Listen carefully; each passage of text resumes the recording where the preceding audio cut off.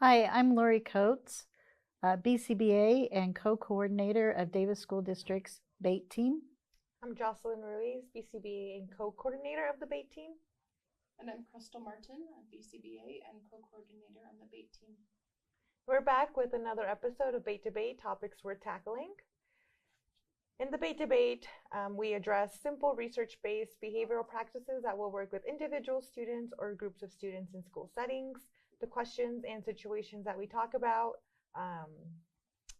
are derived from what we are hearing and seeing in schools. These are common struggles with students of all abilities, and although they are simple strategies, they will be effective at decreasing challenging behavior and making our day just a little bit easier. We're excited to share these strategies and make them available to all staff working in schools.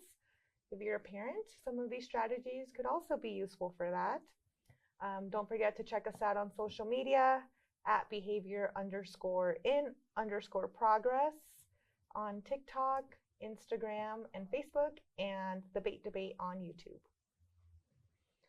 All right, Krystal and Lorie, last time we talked about behavior traps. Do you have a story to share about when this topic came into play and what you learned? Yeah, I do actually. I have another example from this past week. We've had a lot of fun examples this past week of different things.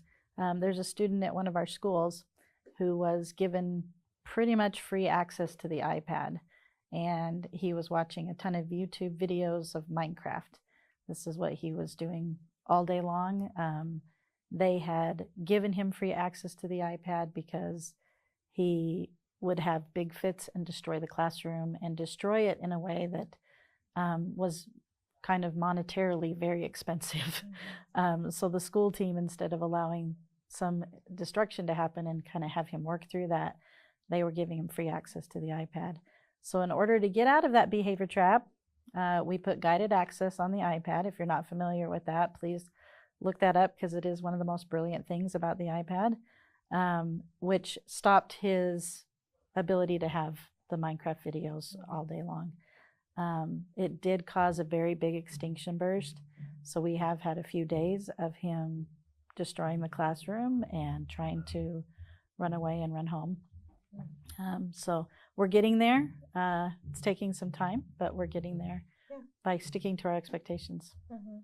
How about you? Well, mine, it's a different kind of case at different locations, where a student's behavior is escape maintained, and so they don't want to do work. When a task is presented to them, they escalate. So in order to avoid the escalation, staff stop asking the student to engage in demands, which is helpful to make the problem behavior go away, but it's not helpful in that the student then is not doing what they're supposed to do. So they're in that behavior trap because they learn, oh, if I hit my teacher or tear the room apart, I don't have to do any work. And staff want to avoid those behaviors happening, so then they stop asking them to do work. But we need students to do work, so in order to get through that extinction burst, we can start with small demands, and then work our way up those demands until the student may be able to complete one worksheet or whatever that may be. So that's a pretty common one that I think we are called in for a lot. We see that a lot. Yeah. Where they're kind of stuck in the trap of letting them escape work. And then we have to start small. I appreciate how you brought that up. That really with a behavior trap, you quite often need to start small. Even if it's writing their name. Yeah. Great. That's one step forward. One step. One step forward, that's for sure. Well, Joceline, what's our topic for today? Today we're talking about back to balance or recovering from escalations. Krystal, why is this an important topic? Yeah, how we recover from emotionally regulated situations will make a big difference in how we can move forward in a positive space. Lorie, what is recovery? Well, many people define this as from the time of de-escalation till the student is behaving more typical for them.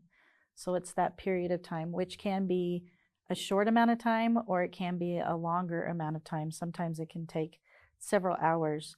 It's basically the time that the student takes to feel back to their normal selves. That's what it is.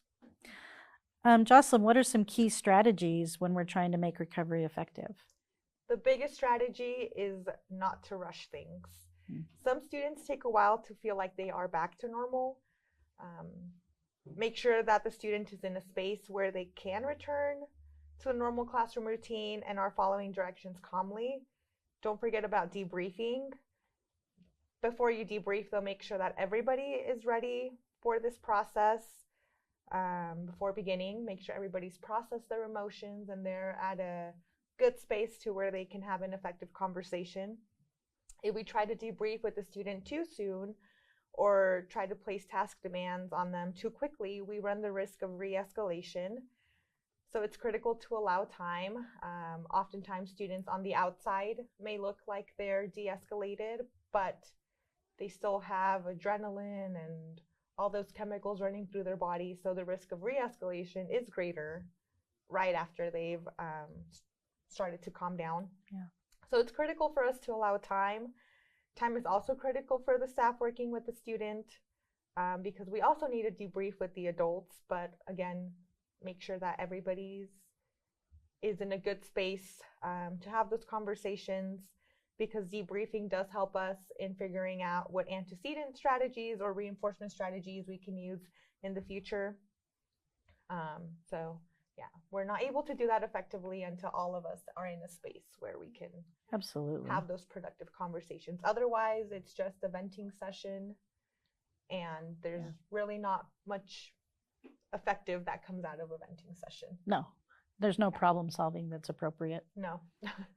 Other important strategies are to allow the student to make restitution. This can come in the form of apologies, cleaning up messes, or doing a kind thing for another person.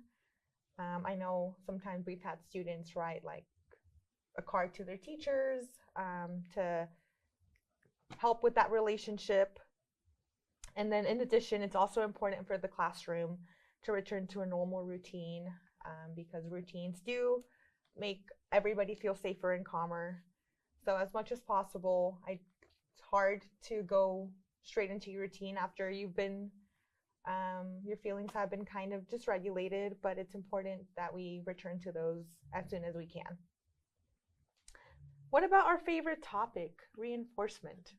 It is a great topic. Post-crisis is where reinforcement becomes more critical and it's more difficult to do at that time. Once a crisis is over, a teacher or other staff members, they feel kind of relieved, they're recovering, and they're excited to get back to teaching the other students. They may not interact as much with the student who was just escalated. It's not intentional on their part, but I think it's kind of a natural response. They want to feel like they can support the other students because they may have missed out on some instruction time and learning. This recovery period is really the time that the student needs even more reinforcement than that reinforcement is used when we're teaching skills and attempting to keep them in maintenance. After a dysregulated incident, the student needs time to relearn and reacclimate to skills that have already moved to maintenance. And that means that frequent and consistent reinforcement is critical for recovery. Mm-hmm. Absolutely. It's so hard to do that reinforcement, though, at that time. That's for sure. Well, thank you for tuning into this episode of the Bait Debate. We are so excited to have this opportunity to share behavioral strategies. And having good strategies to help students recover from crises is getting more and more important as we're having more and more students with crisis behaviors in a school setting. We hope the topics today were meaningful to you. We have a lot more topics to cover in the future, so keep you and your educator friends reeled in. So like, share, and we will catch you next time. Bye.